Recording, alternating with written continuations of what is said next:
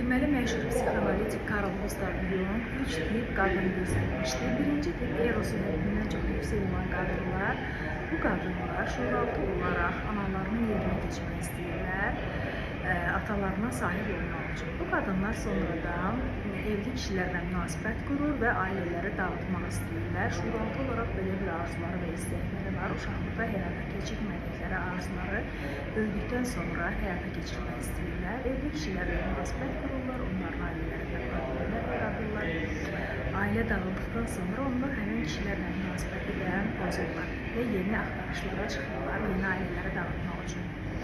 Və digər tip qadınlar, bunlar da analarına qarşı düşmən olan qadınlardır. Yəni, belə də şuuraltı olaraq analarını istəmirlər, sevmirlər.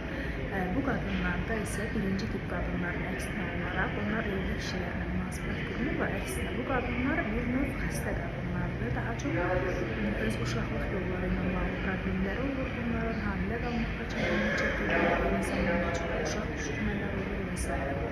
Və digər tip qadınlar ən çox analarına bağlı olan qadınlardır ki, bu qadınlar